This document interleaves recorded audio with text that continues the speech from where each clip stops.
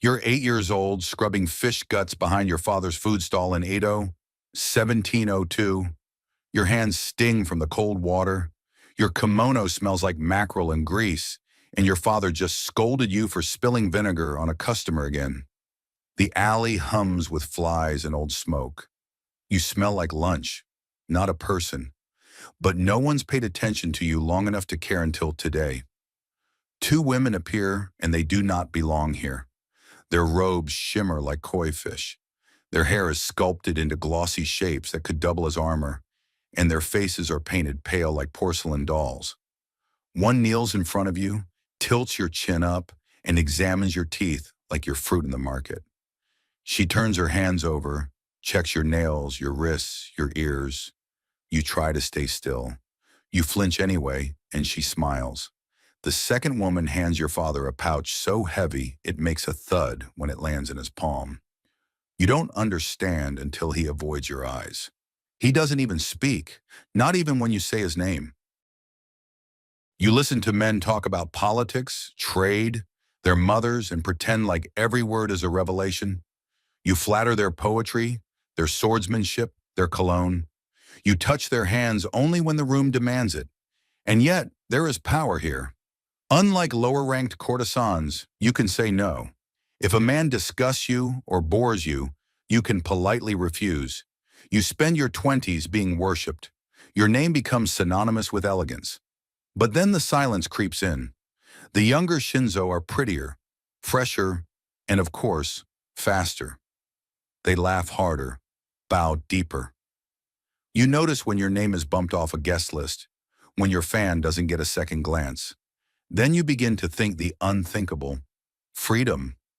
But freedom has a price tag. Every meal you were served, every kimono you wore, every music lesson, sandal, and hair ornament, it's all debt.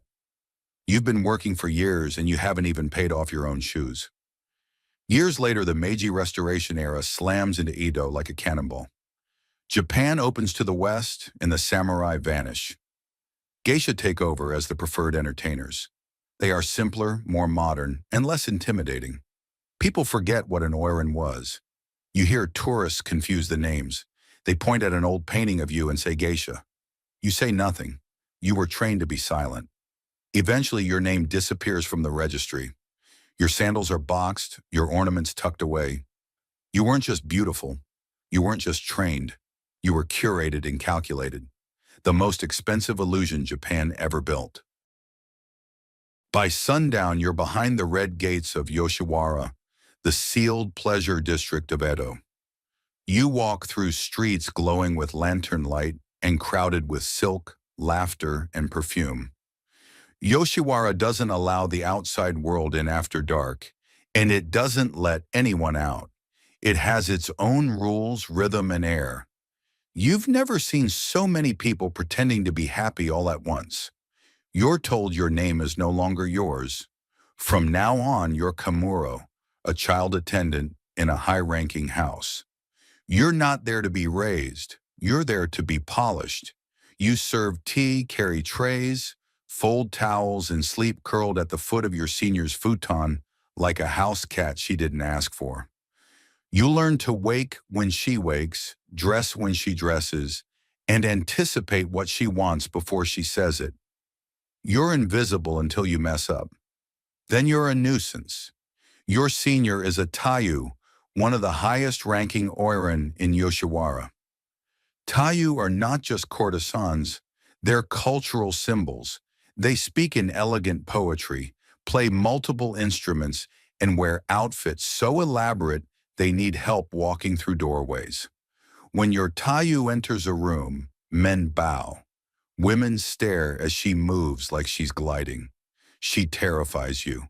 You watch everything she does, how she lowers her eyes, how she picks up her fan, how she smiles without giving anything away. You memorize her habits. You dream of becoming her and fear it just as much. You move slowly, deliberately, like time itself. Crowds gather along the street, and they can't take their eyes off you. Women want to be you, while men want to get you. You can't feel anything other than the heavy kimono dragging you down. But that's when it hits you. You're not a girl anymore. You are a product. When the walk ends, the real event begins. Your miswaj, the ceremonial loss of your virginity, is auctioned to the highest bidder. The man who wins is older than your father. His hands shake as he signs a contract. He doesn't speak to you, just stares like he's acquired a treasure. That night, you do as you're told. You lie still, keep your eyes open, and mouth closed. You still don't feel anything. You suppressed your feelings when your father handed you in exchange for gold coins. So this night is still not the worst night of your life. And when it's over, you bathe, paint your face, and return to the parlor. Because now you're a tayu, a full Oiran. And this is when the real performance begins. Your fame spreads fast. You walk in the evening parade, clacking through the street on your Koma Gaeta.